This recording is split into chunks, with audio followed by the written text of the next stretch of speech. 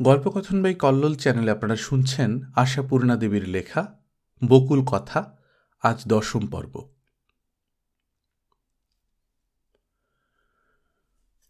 বহুদিন পরে চন্দন এলো বাপের বাড়িতে, অথবা ভাইদের বাড়িতে।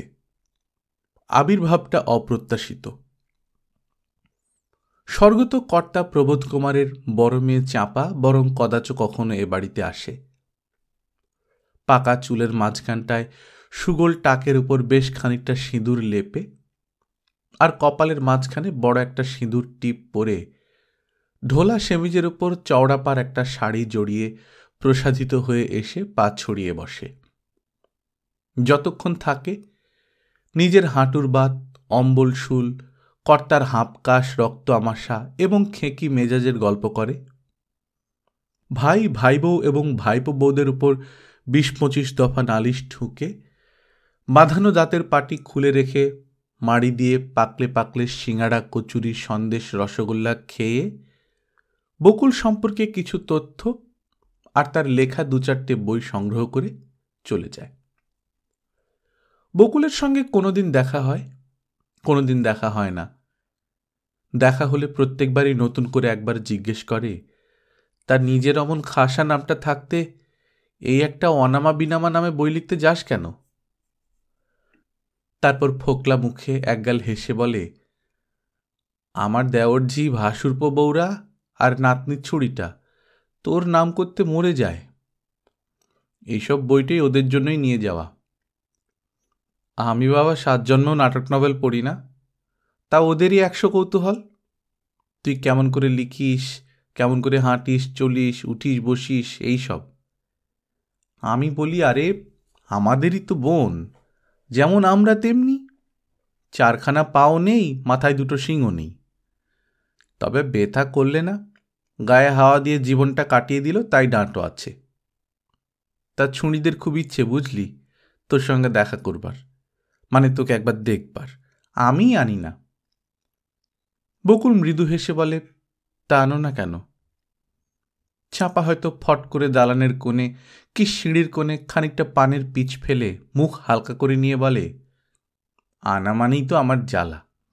তাদের জন্যে গাড়ি ভাড়া করো, হাঁ পিত্তেশি হয়ে বসে থাকো, কতক্ষণে সাজগোজ হবে, আবার ফেরার জন্যে তাগাতে থাকবে। অত ভালো লাগে না। এ বাবা স্বাধীনভাবে এলাম, 2 দণ্ড বসলাম, মুখ খুলে সংসারের 2টো গল্প গাছা করলাম, চুকে গেল। ওদের তাই বলি, সেই অনামী দেবীকে দেখে তোদের কি 4খানা হাত গজাবে রে? তা তখন বলে, বেশ, তবে ওর বই নিয়ে এসো। দে বাবা, 2-4খানা বই দে। চাঁপাকে সুবর্ণলতার মেয়ে বলে মনেই হয় না। ফেরার সময় বইয়ের প্যাকেট বাঁধতে আরেকটি কথাও বলে যায় চাঁপা, এখন তো নতুন আইনে মেয়েরাও বাপের সম্পত্তি পাচ্ছে। তা আমাদের কপালে আইন কানুন সব মিথ্যে, যেই ঘাস জল সেই ঘাস জল। তুই তবু চালাকি করে বাবার বাড়িটা খুব ভোগ করে নিচ্ছিস। বকুল মৃদু হাসে।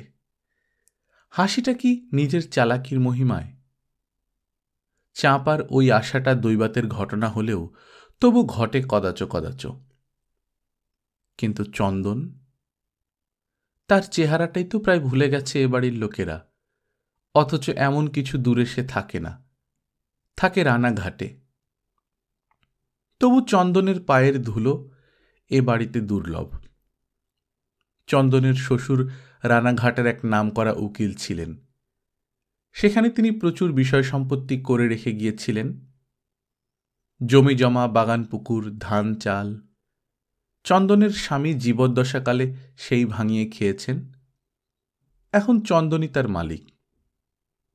6টা মেয়ে চন্দনের, ছেলে নেই।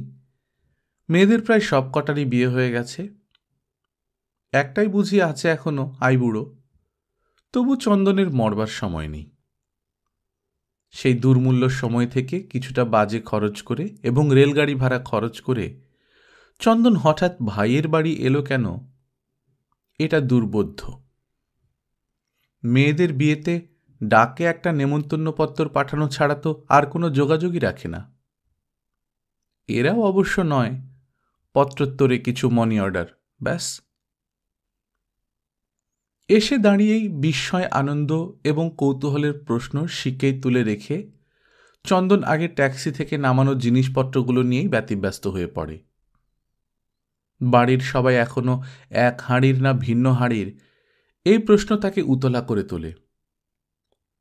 ভিন্ন হাঁড়ি হলে তো যা কিছু এনেছে, রানাঘাটের বিখ্যাত কাঁচাগোল্লা, মানকচু, কচি ঢ্যাঁড়স, সজনে ডাঁটা, কাঁচা পেঁপে ইত্যাদি সবই ভিন্ন ভিন্ন ভাগে ভাগ করতে হবে। কিন্তু জিজ্ঞেস করাও তো কঠিন। তবে কথার কৌশলেই জগৎ চলে, এই ভরসা। চন্দন হাঁক দিয়ে বলে, কই গো গিন্নিরা, সবাই রান্নাঘরে নাকি? দৃষ্টি তীক্ষ্ণ করে, দেখবে কোন দিক থেকে কে আসে। খবরটা ইতিমধ্যেই রটে গিয়েছিল এবং সকলেই সচকিত হয়ে উঁকি ঝুঁকি দিচ্ছিল, উনি হঠাৎ কেন? অপ্রতিভা হবার কথা ওনারই, কিন্তু উনি অপ্রতিভা হবার মেয়ে নন। উনিও ঠাকুমা মুক্তকেশীর হাড়ে তৈরি। তাই উনি কোনো দিকে না তাকিয়ে সঙ্গের লোকটাকে নির্দেশ দিতে থাকেন, মাছটা উঠোনে রেখে ওই কলে হাত ধুয়ে তবে অন্য জিনিসে হাত দে। রোস রোস, টোপা কুলগুলো যেন চটকে ফেলিস নে। আচার তৈরি করেই আনবো ভেবেছিলাম, তা হুট করে আসা হয়ে গেল। সঙ্গী তো জোটে না সব সময়। ভাই ভাজ তো আর ডাকবে না কখনো, তবু বাপের বাড়ির ভিটে মা বাপের স্মৃতি একবার তো চোখেও দেখতে ইচ্ছে করে। বড় পুকুরে জাল ফেলাতে পারলাম না, এইটাই খেদ রয়ে গেল। হঠাৎ আসা তো। মেয়েটি কার?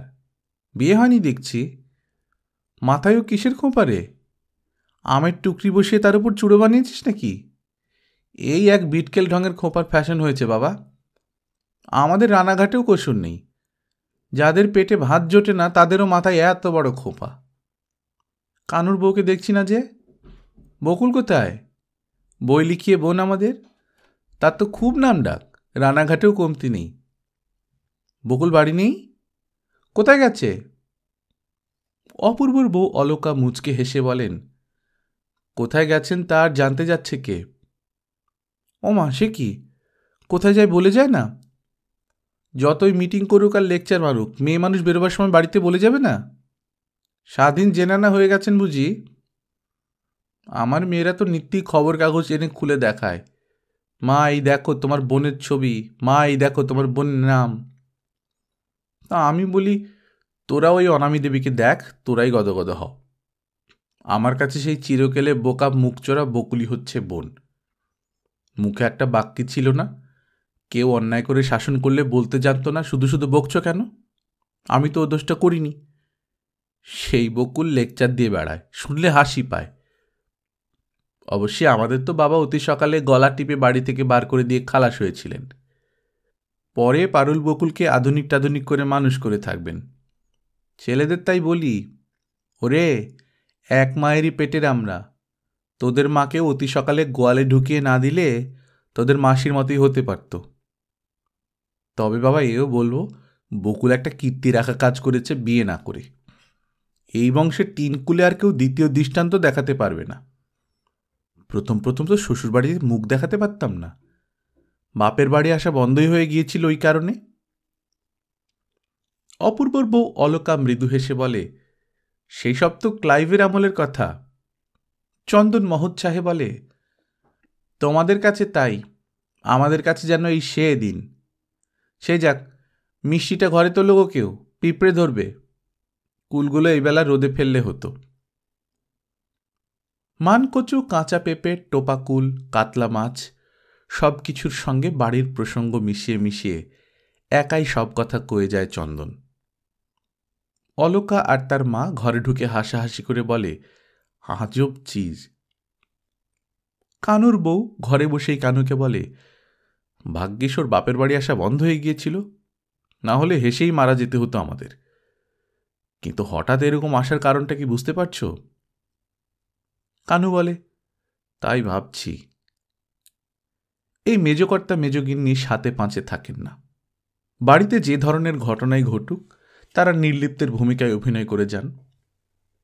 তবু তারাও চন্দনের আগমন সম্পর্কে কৌতূহলী হয়ে ওঠেন। সকলেরই এক চিন্তা, ইনি কেন হঠাৎ? বকুল ফিরল সন্ধ্যার পর। দরজায় ছোট চাকরটা বসেছিল। তাড়াতাড়ি বলে উঠল, পিসিমা, আপনার একজন বোন এসেছেন বিদেশ থেকে। বকুলের বুকটা আহ্লাদে ধক করে উঠল।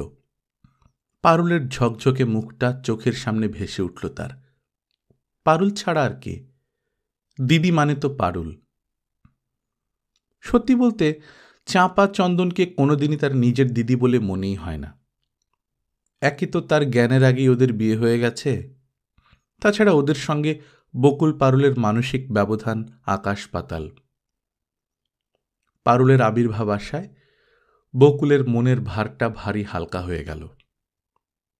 হ্যাঁ, মনের ভার একটা ছিল বইকি। শম্পা চলে যাওয়ার সব দোষটাই তো ছোড়দা ছোট বৌদি অব্যক্তভাবে তারই ওপর চাপিয়ে বসে আছে। অথবা একেবারে অব্যক্তও নয়। যখন জানা গেল বাপের নাকের সামনে দিয়ে সেই যে চটি পায়ে দিয়ে আচ্ছা তোমার আদেশ মনে রাখব বলে বেরিয়ে গেল শম্পা, সেটাই তার শেষ যাওয়া, তখন তো বকুলকে নিয়েই পড়েছিল তার ছোড়দা ছোট বৌদি, এমনকি ভাইপো অপূর্ব এবং তস্য স্ত্রী কন্যা পর্যন্ত। নিজেই যখন খুব চিন্তিত বকুল মেয়েটা কোথায় যেতে পারে ভেবে, কারণ বকুলের তো ওই যাত্রাকালীন ইতিহাসটা জানা ছিল না, তখন যে ছোড়দা জীবনে কখনো তিনতলার এই ঘরটার ছায়াও মাড়ায় না, সে একেবারে সস্ত্রীক উঠে এসে বলে উঠল, শ্রীমতী অনামিকা দেবীর মূল্যবান সময় একটু নষ্ট করতে এলাম। অনামিকা দেবী? বকুল একবার ছোড়দার মুখের দিকে তাকালো। তার মুখে এলো, হঠাৎ পাগলামি শুরু করলে কেন? কিন্তু সে তা করল না। সঙ্গে সঙ্গে অনামিকা দেবী হয়ে গেল সে। স্রেফ বাইরের লোকের সঙ্গে কথা বলার মতো শান্ত ভঙ্গিতে বলল, বসো, কি বলবে বলো। নতুন করে কিছু বলার নেই, বলল পেছনে দাঁড়ানো অপূর্ব। ইতিপূর্বে অপূর্বকে কোনোদিন তার ছোট কাকার এমন কাছাকাছি দেখেছেন কিনা মনে করতে পারলেন না গাম্ভীর্যময়ী অনামিকা দেবী। সেই গাম্ভীর্যের অন্তরালে এক টুকরো ব্যঙ্গ হাসি খেলে গেল। ও, পারিবারিক মানমর্যাদার প্রশ্ন যে। এই বাড়িতে যেটা বরাবর বাড়ির পুরুষদের মৈত্রী বন্ধনে বেঁধেছে। বাবার সঙ্গে বরদার কোনোদিনই হৃদ্যতার বালাই ছিল না, কিন্তু বকুলের নির্মলদের বাড়িতে যাওয়া আসার ব্যাপার নিয়ে পিতাপুত্র রীতিমতো এক দল হয়েছিলেন। অনামিকা অপূর্বর ওই উত্তেজিত মুখের দিকে তাকিয়ে দেখলেন শুধু, কিছু বললেন না। অপূর্ব বলল বাকি কথাটা, শম্পার ব্যাপার নিয়েই কথা হচ্ছে, তার ঠিকানাটা তো জানা দরকার। অনামিকা খুব স্থিরভাবে বললেন, সেই ঠিকানাটা আমার খাতায় লেখা আছে, এটাই কি তোমাদের ধারণা? এবার ছোড়দা উত্তর দিলেন, সে ধারণাটা খুব অস্বাভাবিক নয় নিশ্চয়ই। আমার তো খুবই অস্বাভাবিক ঠেকছে। এটা হচ্ছে তোমার এড়িয়ে যাওয়া কথা বকুল, তোমার কাছেই ছিল তার সব কথা, সব গল্প। এই কথাটা বললেন ছোট বৌদি। অনামিকা দেবীর ভঙ্গিতেই মৃদু হাসল বকুল। তোমাদের তো দেখছি ত্রিশক্তি সম্মেলন, একা কি করে পেরে উঠব? তবে এটা বোধহয় তোমাদের ভুলে যাবার কথা নয়, শম্পা কোনো পূর্ব পরিকল্পিত ব্যবস্থায় বাক্স বিছানা বেঁধে নিয়ে চলে যায়নি। কথা বলতে বলতে জেদের মাথায় চলে গেছে, আমি অন্তত যা শুনেছি তোমাদের কাছে।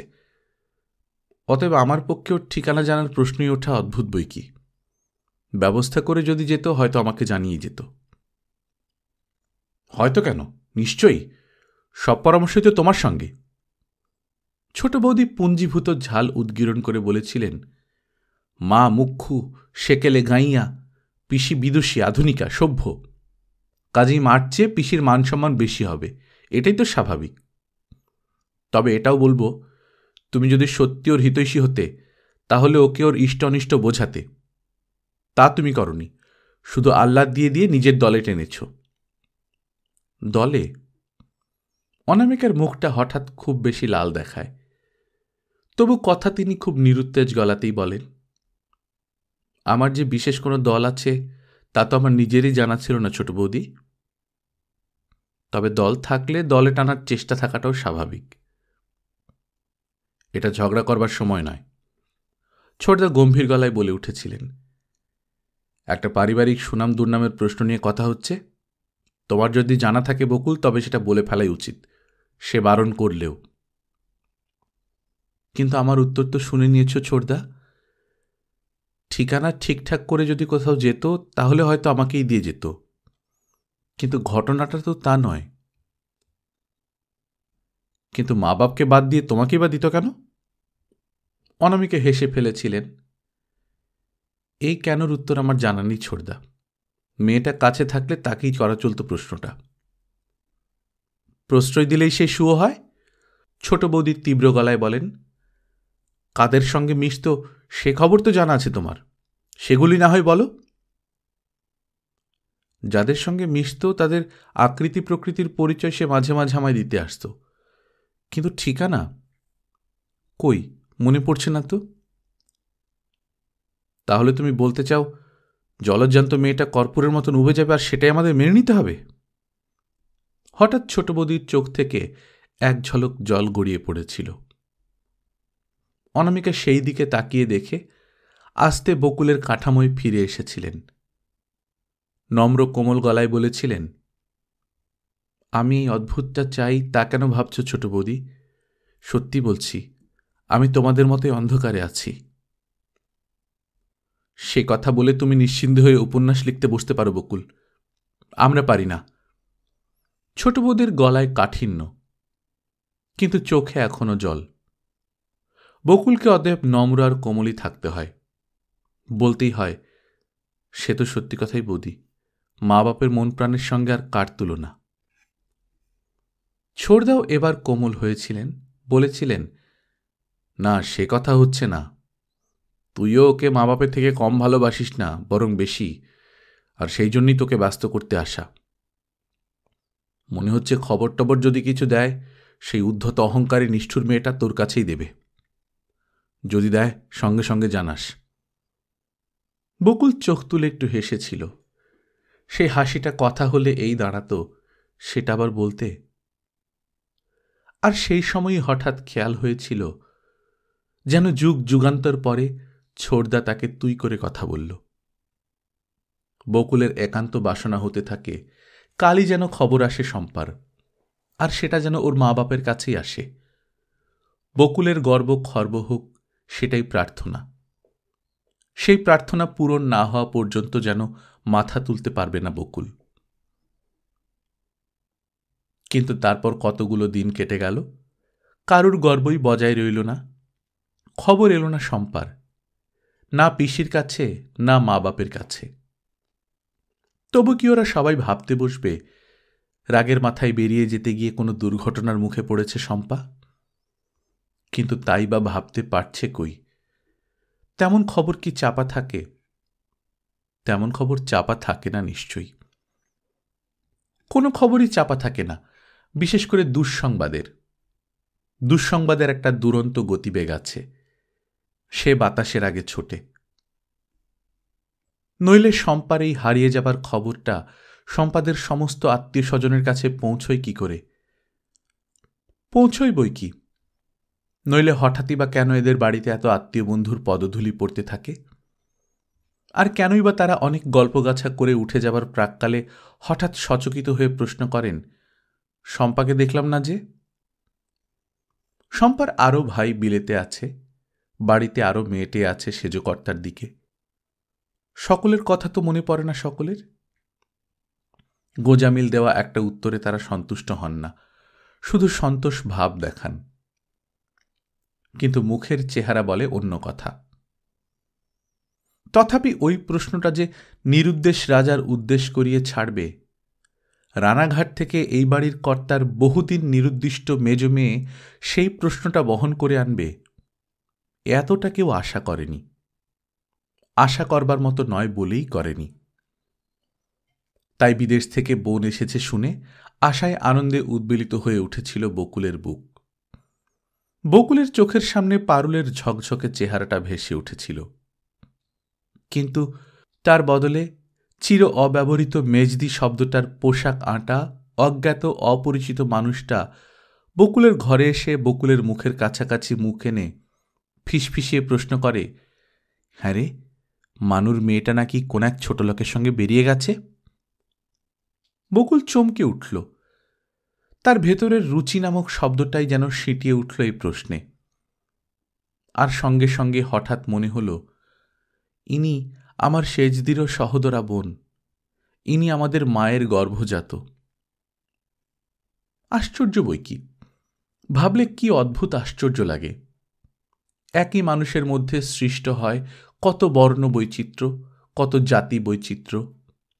মেজদি আর শেষদি কি এক জাতের? বড়দি আর আমি? অথবা সবই পরিবেশের কারসাজি? ওই ভাবনাটার মাঝখানেই মেজদি আবার প্রশ্ন করে উঠল, কথাটা তাহলে সত্যি? বাবার বংশে তাহলে সব রকমই হল? বকুল মুখটা একটু সরিয়ে নিয়ে কঠিন হেসে বলল, শুধু আমাদের বাবার বংশে কেন মেজদি, আজকের দিনে সকল বংশেই সব রকম হচ্ছে। হচ্ছে? সবাইরই হচ্ছে? হচ্ছে বই কি, আর সেটা তো হতেই হবে।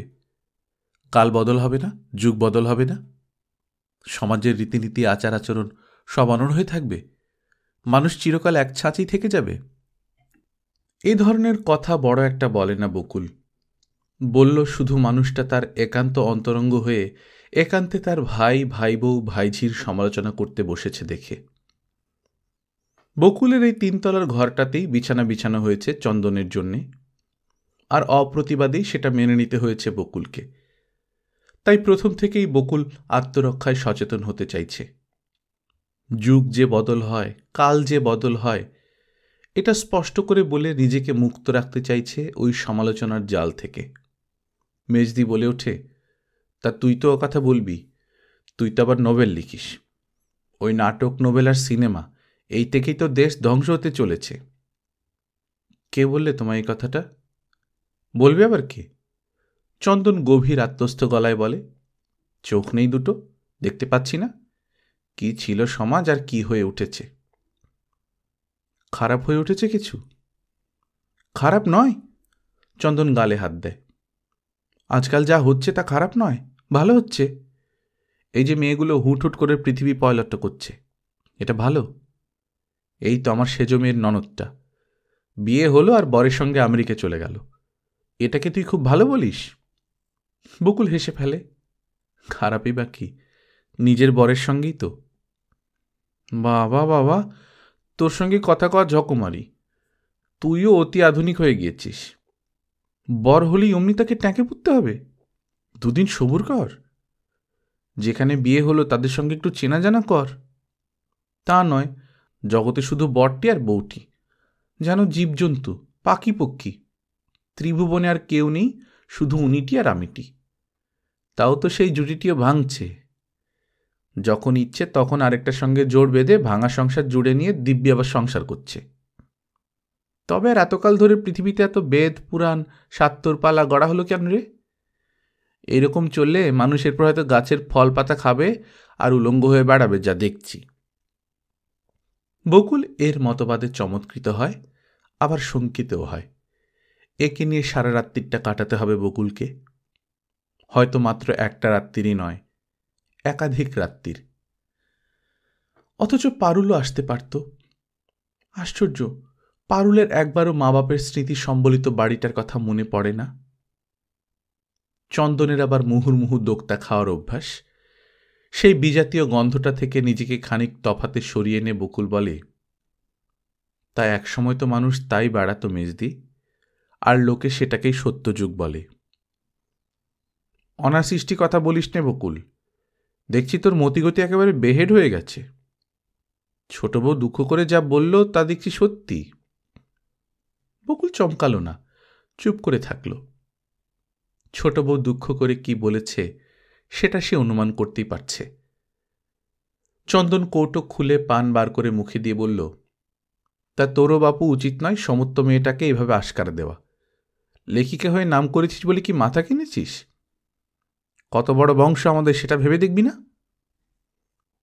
বকুলের ইচ্ছে হয় না আর এর সঙ্গে তর্ক করে, তবু কথার উত্তর না দেওয়াটা অসৌজন্য এই ভেবে শান্ত গলায় বলে, বড় বংশ কাকে বলে বলো তো মেজদি? মেজদি একটু থতমত খেয়ে বলেন, কাকে বলে সেটা আমি তোকে বোঝাবো? এই বংশে আগে কখনো এদিক ওদিক হয়েছে? সেটাই বড় বংশের সার্টিফিকেট। মেজদি তা বলে হারেন না, তাই বলে ওঠেন, তা আমরা সেটাকেই বড় বলি। সব বংশে কি আর রামকৃষ্ণ বিবেকানন্দ জন্মায়? তা বটে, বলে একটু হাসে বকুল। চন্দন উঠে গিয়ে ছাতের কোণে পানের পিক ফেলে এসে বলে, ছোট বউটার প্রাণের জ্বালাটাও তো কম নয়। একই তো ছেলেটা লেখাপড়া শেষ করেও বিলেতে বসে আছে। ভগবান জানেন কি মতলবে, তার উপর মেয়ে এই কীর্তি করল। প্রসূন তো বিলেতে চাকরি করছে। তুই থাম বকুল, বিলেতে চাকরি করছে? বিলেতে আর চাকরির উপযুক্ত লোক নেই, তাই একটা বাঙালির ছেলেকে ধরে চাকরি দিয়েছে। ওসব ভুজং শোনবার পাত্রী চন্দন নয়। মেমফেম বিয়ে করেছে কিনা বাচাদন কে জানে। বকুল আরেকবার নিঃশ্বাস ফেলল। এই ভদ্রমহিলা বকুলের সহোদরা। চন্দন আবার বলে ওঠে, অবশ্যই দোষ ছেলে মেয়েকে দেব না, বাপ মাকেই দেব। যেমন গড়েছ তেমনি হয়েছে। তুমি গড়তে পারলে শিব পাবে, না পারলে বাঁদর পাবে। বকুল মৃদু হেসে বলে, তাই কি ঠিক মেজদি? আমাদের বাপ মা তো তোমাকেও গড়েছেন, আবার আমাকেও। মেজদি ভুরু কুঁচকে বলেন, কি বলছিস? অন্য কিছু না, তোমার বড়দির কত শিক্ষা দীক্ষা শাস্ত্রজ্ঞান, সেই তুলনায় শেষ দিয়ার আমি যাতা, অথচ একই মায়ের। চন্দন এই অভিমতটি পরিপাক করে বলে, আমাদের শিক্ষা দীক্ষা সবই বাবা শ্বশুর বাড়ির। এই সংসার থেকে তো কবেই দূর হয়ে গেছি। নেহাত নারীর টান, তাই মানুর মেয়েটার বেরিয়ে যাওয়ার খবর শুনে। বকুল শান্ত গলায় বলে, মেজদি, তোমার মেয়েদের খবর বলো। চট করে নিজের জগতে চলে যায় চন্দন। একে একে তার 5 মেয়ের নিখুঁত জীবনী আওড়াতে বসে। ক্লান্ত বকুলের মাথার মধ্যে কিছুই ঢোকে না। কিন্তু বকুলকে কে উদ্ধার করবে? তা তেমন কাতর প্রার্থনা বুঝি ভগবান কানে শোনেন। নইলে রাত 9:30 একটি ভদ্রমহিলা দেখা করতে আসেন অনামিকা দেবীর সঙ্গে। ছোট চাকরটার মুখস্থ হয়ে গেছে ভাষাটা। শেষ সিঁড়ির আধখানা পর্যন্ত উঠেই গলা তুলে ডাক দেয়, পিসিমা, একটি ভদ্রমহিলা দেখা করতে এসেছে আপনার সঙ্গে। ভদ্রমহিলা এই রাত্রির 9:30? বকুল অবাক একটু হয়, তবে এমন ব্যাপার একেবারেই অপূর্ব অঘটন নয়। রাত 10টার পরেও এসে হানা দেয় এমন লোকজন আছে। বকুল তাড়াতাড়ি উঠে পড়ে বলে, জিজ্ঞেস করে আয় তো কোথা থেকে আসছেন। জিজ্ঞেস করেছি, জানি তো, নইলে আবার ছুটতে হতো। বলল গিয়ে জলপাইগুড়ির নমিতা, তাহলেই বুঝতে পারবেন। ছেলেটা চৌকস, সিনেমা থিয়েটারের ভৃত্যের ভূমিকাভিনেতাদের মতো উজবুক অদ্ভুত নয়। এ ছোকরা পায়জামা প্যান্ট ভিন্ন পরে না, রোজ সাবান কাচা ভিন্ন জামা গেঞ্জি ছুঁতে পারে না, এবং পাউরুটি ব্যতীত হাতে গড়া রুটি জলখাবার খেতে পারে না। সপ্তাহে একবার করে সিনেমা যাওয়া ওর বাঁধা, এবং বাঙালির ছেলে হলেও বাংলা নাটকের থেকে হিন্দিকে প্রাধান্য দেয় বেশি। বাবু টাবুদের সামনেই সেই হিন্দি ছবির গানের দুকলি গুনগুনাতেও কিছুমাত্র লজ্জাবোধ করে না, এবং পুজোর সময় ওকে ধুতি দিলে ধুতি পরতে পারে না, পায়ে জড়িয়ে যায় বলে ফেরত দিতে কুণ্ঠাবোধ করে না। এহেন চাকরকে দিয়ে বাইরের কাজ করানোর অসুবিধে নেই। তাছাড়া পিসিমার কাজের ব্যাপারে ছেলেটা পরম উৎসাহী। অনামিকার কাছে অনেক লোকজনই তো আসে। ছেলেটা তাদের জন্য চায়ের জল চাপাতে এক পায়ে খাড়া। বকুল হাত নেড়ে বলে, আচ্ছা তুই যা, আমি যাচ্ছি।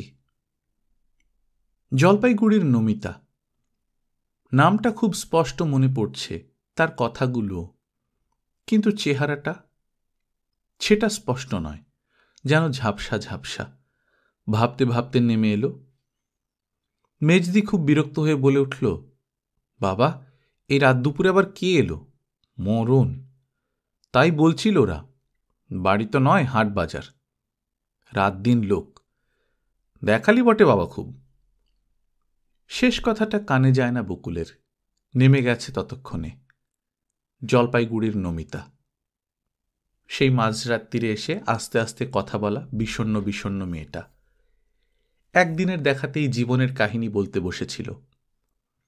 অবশ্য অনামিকার ভাগ্যে তেমন অভিজ্ঞতা অনেক আছে। অদেখা মানুষ টেলিফোনে ডেকেও আপন জীবনের দুঃখের কাহিনী শোনাতে বসে। কিন্তু এই বউটির দুঃখ যেন একটু অন্য ধরনের।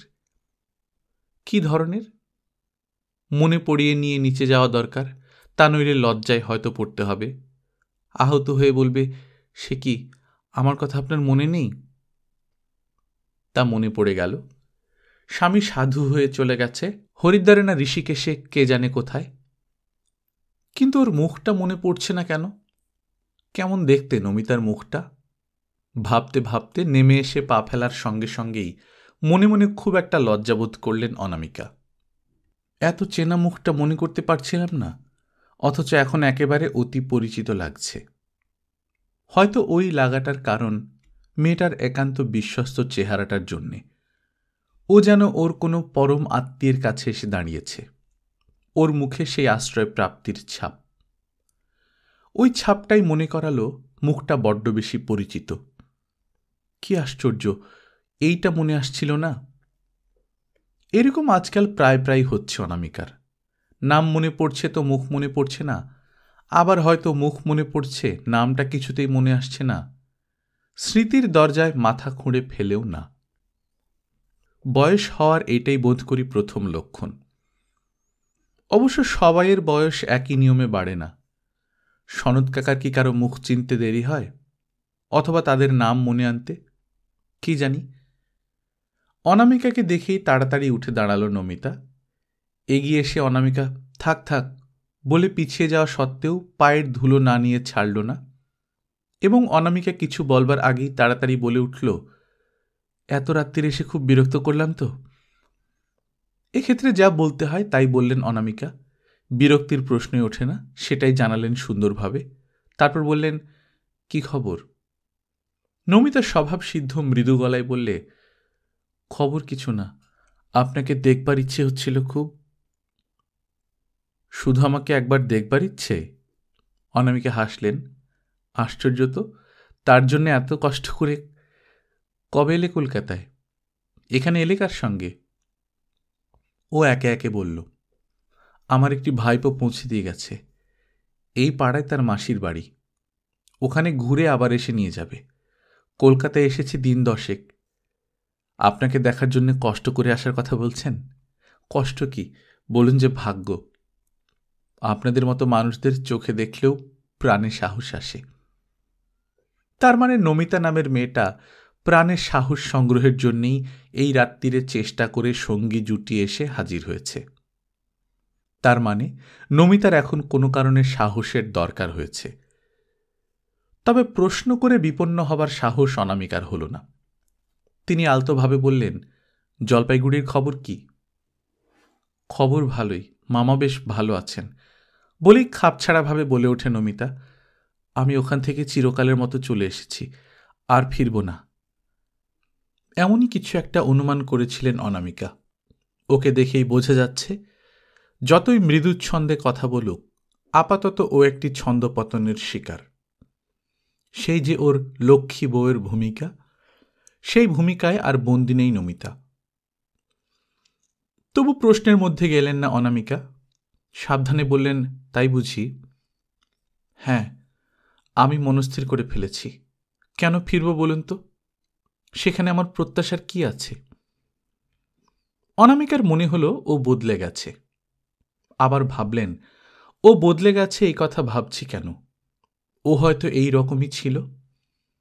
1-2 দিনে কি মানুষকে চেনা যায়? আমি ওর জীবনের সব ইতিহাস জানি। হয়তো ও এইভাবেই একাধিক আশ্রয় থেকে ছিটকে ছিটকে বেরিয়ে এসেছে। হয়তো মূল কেন্দ্র থেকে চ্যুত হলে এমন একটা অবস্থাই ঘটে। স্বামীর ঘরটা একটা আইনসঙ্গত অধিকারের মাটি, যেখানে দাঁড়িয়ে জীবনযুদ্ধে লড়ে যাওয়া সহজ।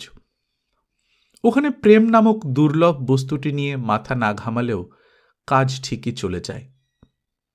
কিন্তু আর সবই তো অনধিকারের জমি। সেখানে কেবলমাত্র মনোরঞ্জন ক্ষমতার জোরে টিকে থাকতে হয়। অতএব প্রতিপদেই হতাশ হতে হয়। নমিতা হয়তো তেমনি হতাশ হয়েছে। দেখেছে চেষ্টা করে কারো মনোরঞ্জন করা যায় না। কোথাও কোনো মন যদি আপনি রঞ্জিত হলো তো হলো, নচেত শ্রমী সার। কিন্তু এসব কথা জিজ্ঞেস করা যায় না, তাই অনামিকা বলেন, কলকাতায় তোমার বাপের বাড়ি, তাই না? আন্দাজে ঢিল ফেলেন অবশ্য। হয়তো নমিতা ওর পরিচয় লিপি পেশ করেছিল সেদিন রাত্রে, কিন্তু মনে থাকা সম্ভব নয়। অথচ সম্ভব যে নয় সে কথা অপরকে বোঝানো কঠিন। সে ভাববে, আশ্চর্য, অত কথা মনে রইল না। তবুও নমিতা এই প্রশ্নে আহত হয়। সে আহত সুরেই বলে, বাপের বাড়িতে আমার আবার কে আছে? আপনি তো সবই জানেন। বলেছি তো সবই। বিপদ। অনামিকা মনে মনে বলেন, বলেছ তো সবই, কিন্তু আমার কি ছাই মনে আছে? কিন্তু মুখে তো সে কথা বলা যায় না, তাই বলতে হয়, হ্যাঁ সে তো জানি, তবে বলছিলাম আর কি, এখন তো কলকাতাতেই থাকতে হবে। স্বরটা নিদারুণ নির্লিপ্ত, কিন্তু নমিতা সেই নির্লিপ্ত ভঙ্গিটি ধরতে পারে না। নমিতার বোধ করি মনে হয় এটা নির্দেশ। তাই নমিতা ঈষৎ উত্তেজিত গলায় বলে, থাকতেই যে হবে তার কোনো মানে নেই। এখন আমি স্বাধীন, আমি যা ইচ্ছে করতে পারি। তাজ্জব, হঠাৎ এমন অগাধ স্বাধীনতাটি কোন সূত্রে লাভ করে বসল নমিতা? তার সূত্রটা নমিতা নিজেই ধরিয়ে দিল তার উত্তেজিত চিত্তের পরস্পর বিরোধী সংলাপ। হঠাৎ একদিন চোখটা খুলে গেল, বুঝলেন?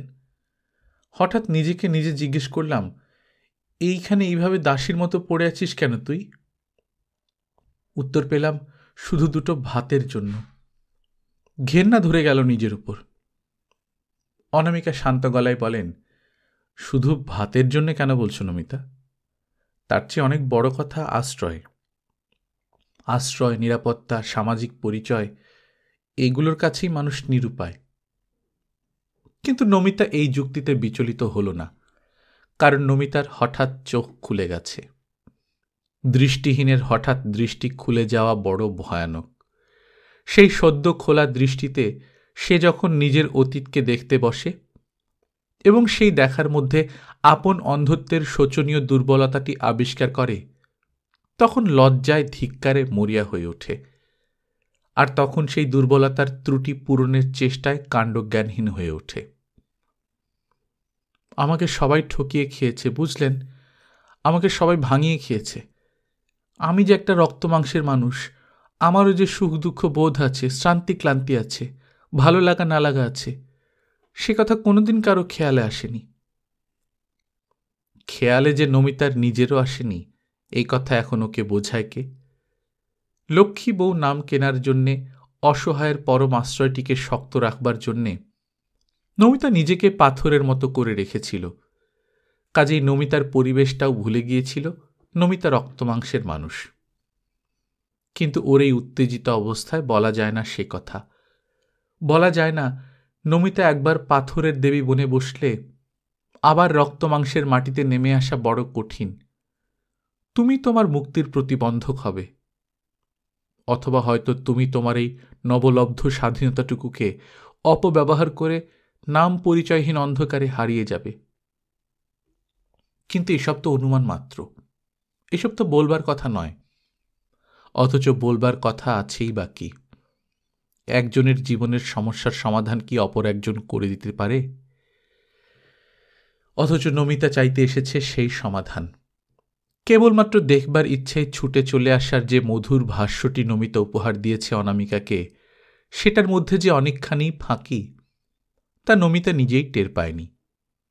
নমিতা তাই সেই কথা বলার পর সহজেই বলতে পারছে, আপনি বলে দিন এখন আমার কোন পথে যাওয়া উচিত?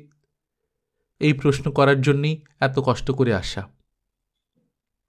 অনামিকা আসতে বলেন, একজনের কর্তব্য কি আরেকজন নির্ণয় করে দিতে পারে নমিতা? আপনারা নিশ্চয়ই পারেন। নমিতা আবেগের গলায় বলে, আপনারা কবি সাহিত্যিকরাই তো আমাদের পথপ্রদর্শক। সেটাও অজ্ঞাতসারে এসে যেতে পারে। অনামিকা মৃদু হাসেন। প্রত্যক্ষভাবে গাইড সেজে কিছু বলা বড় মুশকিল। তোমার নিজের তো অবশ্যই কোনো একটা পথ সম্পর্কে পরিকল্পনা আছে। নমিতা একটু চুপ করে থেকে একটা হতাশ হতাশ নিঃশ্বাস ফেলে বলে, বিশেষ করে একটা কোনো কিছু ভাবতে পারছি না আমি। অনেক পথ অনেক দিকে চলে যাচ্ছে। শুনলে হয়তো আপনি হাসবেন। হঠাৎ হঠাৎ কি মনে হচ্ছে জানেন? একটা গরিব লোক হঠাৎ লটারিতে অনেক টাকা পেয়ে গেলে তার যেমন অবস্থা হয়, কি করবে ভেবে পায় না, আমার যেন তাই হয়েছে। আমার এই জীবনটা যেন এই প্রথম আমার হাতে এসেছে, ভেবে পাচ্ছি না সেটাকে নিয়ে কি করব। অনামিকা আবার হাসলেন। তোমার উপমাটি কিন্তু সুন্দর নমিতা। আমারই তো ইচ্ছে করছে কোথাও লাগিয়ে দিতে, কিন্তু বুড়ো মানুষের পরামর্শ যদি শোনো তো বলি। লটারিতে পেয়ে যাওয়া টাকাটা কিভাবে খরচ করবে ভেবে দিশেহারা হবার আগে সর্বপ্রথম কর্তব্য হচ্ছে টাকাটা ব্যাংকে রাখা, তারপর ভেবে চিনতে ধীরে সুস্থে। নমিতা ক্লান্ত গলায় বলে, কিন্তু ধীরে সুস্থে কিছু করার আমার সময় কোথায়? একজন পিস্তুত দাদার বাড়িতে এসে উঠেছি, কদিন আর সেখানে থাকা চলে বলুন? এখান থেকে চলে যেতেই হবে, কিন্তু কোন দিকে যাব? অনামিকা কোমল করে বলেন, কিছু মনে করো না নমিতা, জিজ্ঞেস করছি জলপাইগুড়িতে থাকাটা কি সত্যি আর সম্ভব হলো না? নমিতা চোখ তুলে তাকায়। নমিতা বোধ করি একটু হাসেও, তারপর বলে, অসম্ভবের কিছু ছিল না। যেমনভাবে ছিলাম ঠিক সেইভাবেই থেকে গেলে মৃত্যুকাল অবধি থাকতে পারতাম। আমায় তো কেউ তাড়িয়ে দেয়নি, আর নতুন কোনো মতান্তরের ঘটনাও ঘটেনি। এতদিন জীবনের খাতাখানায় দিনের পাতাগুলো উল্টেই চলেছি, দিন থেকে রাত্রির, রাত্রির থেকে দিন। খাতার পাতা হঠাৎ কোনো জায়গায় ফুরিয়েও যেত হয়তো, কিন্তু একসময় একটা হিসেব নিকেশ তো করতেই হবে। সেটা করতে বসেই হঠাৎ চোখে পড়ে গেল শুধু বাজে খরচের পাহাড় উঠেছে জমে। না বাপু, তোমার সাহিত্যিক হওয়াই উচিত ছিল। অনামিকা বলেন, যা সব সুন্দর উপমা দিতে পারো, কিন্তু আমি বলছিলাম কি, হয়তো ওই বাজে খরচের অঙ্কটা সবটাই ঠিক নয়। হয়তো ওর মধ্যেও কিছুটা কাজের খরচ হয়েছে। কিচ্ছু না, আপনি জানেন না, এতদিনের প্রাণপাত সেবার পুরস্কারে একটু ভালোবাসা পাইনি, শুধু স্বার্থ, আর তার জন্যই একটু মিষ্টি বুলি। বলুন, যেখানে একটুখানিও ভালোবাসা নেই সেখানে মানুষ চিরকাল থাকতে পারে? অনামিকা মনে মনে হাসলেন। অনামিকার মনে হল চোখটা তোমার হঠাৎই খুলেছে বটে, আর অন্ধত্বটা বড় বেশি ছিল বলেই ওই খোলা চোখে মধ্যদিনের রৌদ্রটা এত অসহ্য লাগছে। তবু ওই ভালোবাসা চাওয়া মেয়েটার জন্যে করুণা এলো, মেয়েটার জন্যে মমতা অনুভব করলেন। এতটুকু বাসার কাঙাল একটা ছোট্ট পাখিকে দেখলে যেমন লাগে, ওই বাসাটার আশায় পাখিটা ঝড়ের মুখে পড়তে যাচ্ছে। বললেন, পৃথিবীটা এইরকমই নমিতা। এইরকমই? নমিতা উত্তেজিত হল। আপনি বলছেন কি, পৃথিবীতে ভালোবাসা নেই, মমতা নেই, হৃদয় নেই? নেই যদি তো আপনি আমায় এত ভালোবাসলেন কেন? আপনি তো আমার কেউ নন। অনামিকা যেন হঠাৎ একটা হাতুড়ির ঘা খেলেন। অনামিকা মরমে মরে গেলেন। ওই নিতান্ত নির্বোধ মেয়েটার এই সরল বিশ্বাসের সামনে নিজেকে যেন একান্ত ক্ষুদ্র মনে হল। ভালোবাসা কোথায় সেই ঐশ্বর্য? শম্পার জন্যে যে উদ্বেগ, শম্পার জন্যে যে প্রার্থনা, শম্পার জন্যে যে অগাধ ভালোবাসা, তার শতাংশের একাংশ কি এই মেয়েটার জন্য সঞ্চিত ছিল অনামিকার? অনামিকা তো ওকে ভুলেই গিয়েছিলেন, অথচ ও ভেবে বসে আছে অনামিকা ওকে ভালোবাসেন। সত্যি যদি তা হতো! অনামিকার যেন নিজের কাছেই নিজের মাথা কাটা যাচ্ছে। আমাদের চিত্ত কত দিন, আমাদের প্রকৃতিতে কত ছলনা, আমাদের ব্যবহারের মধ্যে কত অসত্য। কই, অনামিকা কি স্পষ্ট করে ওর মুখের উপর বলতে পারলেন ভালোবাসা? কই বাপু, সে জিনিসটা তো তোমার জন্য আছে বলে মনে হচ্ছে না। দেখতে তো পাচ্ছি না। যা আছে তা তো কেবলমাত্র একটু করুণা মিশ্রিত মমতা। না, বলতে পারলেন না। সেই মিথ্যার মোহ দিয়ে গড়া কটি মিষ্টি কথাই বললেন। তুমিও যে আমায় খুব ভালোবাসো, ভালোবাসাই ভালোবাসাকে ডেকে আনে, ছাই আনে। দেখলাম তো পৃথিবীকে। অনামিকার মনে হল অভিমানটা যখন মানুষের ছোট সংসারের পরিধি ছাপিয়ে সমগ্র পৃথিবীর ওপর গিয়ে আছড়ে পড়ে, তখন তার স্বাভাবিক সুস্থতা ফিরিয়ে আনা শক্ত। তবু কিছু তো বলতেই হবে, তাই বলেন, আচ্ছা নিজে নিজে কিছু একটা তো ভাববে। সেই তো। নমিতা মাথা তুলে বলে, আমি ওর মতো সন্ন্যাসী হয়ে যাব, ওর কাছে চলে যাব? কিছুদিন থেকে এই ভাবনাটাই পেয়ে বসেছে। সে জীবনে কত মান, সম্মান, গৌরব, আর এই পরের আশ্রিত জীবনে কি আছে? মান নেই, সম্মান নেই, গৌরব নেই। অনামিকার সত্যি খুব দুঃখ হয়। অনামিকা হৃদয়ঙ্গম করেন ওর ব্যথাটা কোথায়। তবু আসতে বলেন, ওর কাছে চলে যাব বললেই তো যাওয়া যায় না। ওর মতামত জানা দরকার, সেখানে থাকা সম্ভব কিনা সেটা জানা দরকার। আপনিও এই কথা বলছেন? নমিতা যেন হঠাৎ আহত হয়ে অভিমানে ফুঁসে ওঠে। আপনি আমার সেই জলপাইগুড়ির আত্মীয়দের মতো। কেন থাকা সম্ভব হবে না? আমি তোর সঙ্গে ঘর সংসার পাতিয়ে সংসার করতে চাইছি না। তাছাড়া মতের কথা ওঠে কেন? আমি কি ওর বিবাহিতা স্ত্রী নই? আমার কি একটা অধিকার নেই? ওর ওই সদ্য জাগ্রত অধিকার বোধের চেতনা ও স্বাধীনতার চেতনাই যে ওকে বিপর্যস্ত করেছে, তাতে সন্দেহ নেই। ওর এই অস্থির চাঞ্চল্যের মাটিতে উপদেশের বীজ ছড়ানো বৃথা। তবু অনামিকা বলেন, জীবনকে আরো কতভাবে গড়ে তোলা যেতে পারে? কিচ্ছু পারে না। আমার মতো মেয়েদের কিচ্ছু হয় না। আমি কি সাহিত্যিক হতে পারবো যে লোকের কাছে বড় মুখ করে দাঁড়াতে পারবো? আমি কি বড় গায়িকা হতে পারবো? আমার কি অনেক টাকা আছে যে দান ধ্যান করে নাম কিনতে পারবো? আমার পক্ষে বড় হওয়ার তো ওই একটাই পথ দেখতে পাচ্ছি, ভগবানকে ডেকে ডেকে আধ্যাত্ম জগতের অনেক উঁচুতে উঠে যেতে পারি। অনামিকা ওর আবেগ আবেগ মুখটার দিকে তাকান। অনামিকা নিঃশব্দে একটু হতাশ নিঃশ্বাস ফেলেন। বড় হবার ক্ষমতা না থাকলেও যে সেটা হতে চায়, তাকে বাঁচানো কঠিন। অথচ এদিকে রাত বেড়ে যাচ্ছে। ছোট চাকরটা বার দুই ঘুরে গেছে দরজার কাছে, কারণ এই বসবার ঘরটাই তার রাত্রের শয়ন মন্দির। কত কম ক্ষমতা আমাদের। নিঃশ্বাস ফেলে ভাবলেন, কার জন্যে কতটুকু করতে পারি আমরা? আমরা হয়তো লোকের রোগের সেবা করতে পারি, অভাবের সাহায্য করতে পারি, সংসারের চলার পথে পাথর কাঁকড় সরিয়ে দিতে পারি, পায়ের কাঁটা তুলে দিতে পারি। কিন্তু কারো জীবনে যদি বিশৃঙ্খলা এসে যায়, যদি কারো মন তার নিজের শুভবুদ্ধির আয়ত্তের বাইরে চলে যায়, কিচ্ছু করতে পারার ক্ষমতা নেই। হয়তো কিছুটা শুকনো উপদেশ বিতরণ করে মনকে চোখ ঠারতে পারি, ভাবতে পারি অনেক তো করলাম, না শুনলে কি করব? তাছাড়া প্রত্যক্ষভাবেই বা কতটুকু করার ক্ষমতা আছে আমার? ভাবলেন অনামিকা। আমি কি ওকে সঙ্গে করে ওর সেই পলাতক স্বামীটির কাছে পৌঁছে দেওয়ার সাহায্যটুকুই করতে পারি? পারি না। মাত্র ওকে আর্থিক সাহায্য করতে পারি। খুব সন্তর্পণে বললেন, তা তুমি কি তার তোমার স্বামীর ঠিকানা জানো? জানি। চিঠিপত্র দাও। নমিতার দুই চোখ দিয়ে হঠাৎ জল গড়িয়ে পড়ে।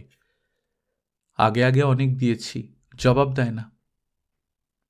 একবার আমাকে একটা পোস্টকার্ড লিখে পাঠালো, ওখান থেকে যে কোনো চিঠিপত্র আসে এ আমি পছন্দ করি না। ব্যাস, সেই অবধি। অনামিকা সেই অশ্রু লাঞ্ছিত মুখটার দিকে তাকিয়ে দেখেন। অনামিকার নিজেকেই যেন খুব অপরাধী মনে হয়, যেন এই মেয়েটার দুঃখের কারণের মধ্যে তারও কিছু অংশ আছে। সারা জীবন ধরে তিনি যা কিছু লিখেছেন তার অধিকাংশই মেয়েদের চিন্তার মুক্তির কথা ভেবে, কিন্তু মুক্তির পথটা কোথায় তা দেখিয়ে দিতে পারেননি। কেউ কি পারে সেটা? কোনো কবি, কোনো সাহিত্যিক, কোনো সমাজসেবী? সামগ্রিকভাবে কিচ্ছু করার ক্ষমতা এদের নেই। একবার ভেবেছি কোনো খবর না দিয়ে সোজা চলে যাব, দেখি কেমন করে তাড়িয়ে দেয়। অনামিকা চিন্তিত হন, বলেন, সেটা কি ঠিক হবে? বলছো তো আশ্রম, সেখানে নিশ্চয়ই অন্য সাধু টাধু আছেন, তারা যদি। নমিতা প্রায় ছিটকে উঠে বলে, আপনার কাছে আমি নতুন কিছু শুনতে এসেছিলাম, অথচ আপনি আমার সব আত্মীয়দের মতোই কথা বলছেন। লজ্জিত হন বৈকি অনামিকা। কিন্তু কি নতুন কথা বলবেন তিনি এই হঠাৎ পাগলা হয়ে যাওয়া মেয়েটাকে? পৃথিবীটাকে তো তিনি ওর মতো অত কম দিন দেখছেন না। আস্তে অপরাধীর গলায় বলেন, আমিও তোমার আত্মীয় নমিতা, তাই তোমাকে নতুন কথা বলে বিভ্রান্ত করতে পারবো না। তবে সত্যি যদি তুমি যাও, নিশ্চয়ই তোমার সঙ্গে কোনো ছেলে টেলেকে নিতে হবে। অনেক তো খরচা হবে, যদি কিছু রাগ না করো তো বলি। নমিতা থামিয়ে দেয়। নমিতা এবার নম্র গলায় বলে, আপনার ভালোবাসা আমার মনে থাকবে, কিন্তু খুব দরকার পড়লেও টাকার সাহায্য আমি আপনার কাছে নেব না। আমার গায়ে তো এখনো সামান্য সোনাটোনা আছে। কিন্তু নমিতা। অনামিকা থামলেন। এখনই ওকে হতাশার কথা শোনানো কি উচিত হবে?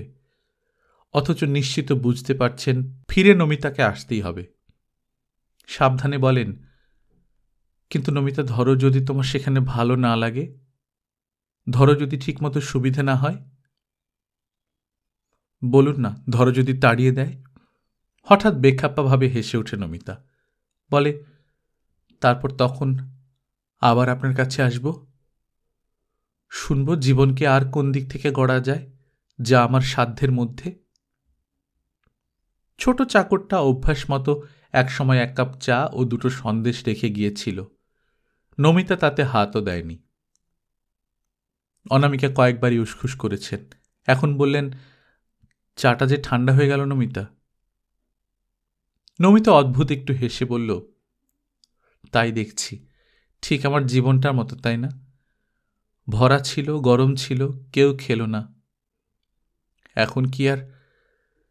পেয়ালাটা হঠাৎ তুলে নিল, ঠান্ডা চাটা ঢকঢক করে এক চুমুকে খেয়ে নিয়ে বলল, তবু খেয়েই ফেললাম, নষ্ট হওয়ার থেকে ভালো হলো, তাই না? অনামিকা অবাক হলেন।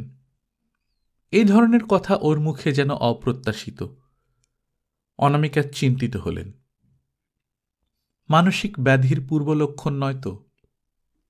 পেয়ালাটা নামিয়ে রেখে নমিতা এবার ঘড়ির দিকে তাকালো। একটু চঞ্চল হলো, বলল, দেখছেন তো আমার ভাইপোর কাণ্ড, এখনো এলো না। মাসির কাছে খেয়ে দিয়ে আসছি বোধ হয়। পরনির্ভরতার এই জ্বালা। ওর সহজ গলার কথা শুনে স্বস্তি পান অনামিকা। তিনিও সহজভাবে বলেন, তা আজকাল তো আর বাপু মেয়েরা এত পরনির্ভর নেই, নিজেরাই তো একা একা চলাফেরা করে। নমিতা উঠে দাঁড়িয়ে বলল, তা জানি, কিন্তু এই যাবৎকাল তো পায়ে শেকল বাঁধা ছিল, অভ্যাস তো নেই। রাস্তা টাস্তা কিছুই চিনি না, এইবার থেকে উঠে পড়ে লেগে চিনতে হবে। একটু হেসে বললে, শিকলটা তো কেটেছি মনের জোর করে। এগিয়ে এসে নিচু হয়ে আবার প্রণাম করে। অনামিকা 2 পা পিছিয়ে গিয়ে বলেন, কি হলো? ওই যে আসছে আমাকে নিতে। খুব জ্বালাতন করে গেলাম আপনাকে, হয়তো আবার আসব। বেরিয়ে গেল দরজার বাইরে। অনামিকা তাকিয়ে থাকলেন ওই হঠাৎ শিকলিকাটা পাখিটার গতির দিকে। ও কি সত্যি আকাশে উঠতে পারবে, নাকি অনভ্যস্ত ডানায় উঠতে গিয়ে ঝটপটিয়ে মাটিতে পড়ে ডানা ভাঙবে?